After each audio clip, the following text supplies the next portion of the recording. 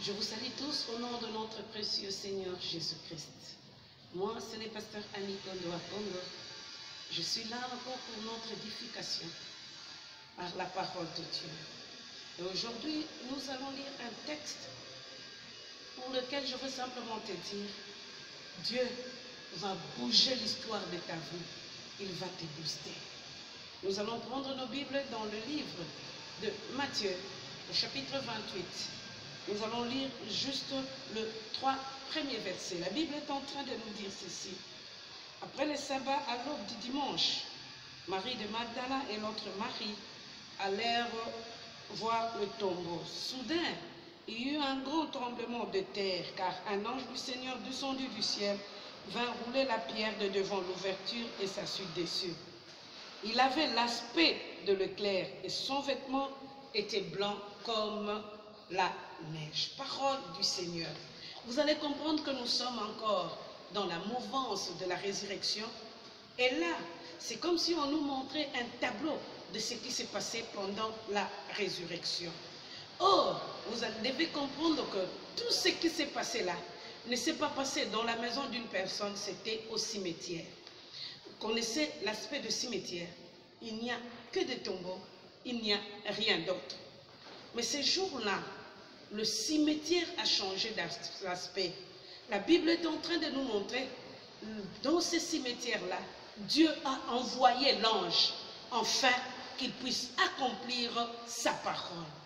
La première des choses, vous devez comprendre qu'il y a parfois des moments, nos vies ressemblent au cimetière, calme, sans quelque chose d'attrayant, ou encore un lieu silencieux et qui ne t'apporte rien. Mais c'est dans ce cimetière que le Seigneur a envoyé l'ange. C'est pourquoi je suis en train de dire à une personne, si ta vie ressemble à un cimetière calme, rien de bon n'entre, rien de bon ne sort, mais qu'aujourd'hui, que l'ange du Seigneur entre dans ta vie, afin que ta vie puisse changer. En réalité, vous devez comprendre que lorsque l'ange est arrivé au cimetière, même la pierre qui cachait la porte de l'ouverture du tombeau de Jésus était partie. Cela sous-entend, Dieu a fait du cimetière un endroit d'action. Et je suis en train de prier. Si on dit que ta famille c'est un cimetière où on ne trouve rien de bon, ou encore si ta vie est un cimetière où les choses n'avancent pas comme tu le penses, mais que Dieu puisse aujourd'hui, par un tremblement de terre venant de sa part, par une action venant de sa part, changer l'aspect de ta vie, que le cimetière de ta vie devienne les lieux d'action de Jésus-Christ. Bien-aimés, lorsque le Christ agit dans nos vies, même ceux qui sont fermés souffrent toujours. Même là où il n'y a rien de bon, des choses bonnes entrent toujours. Pourquoi?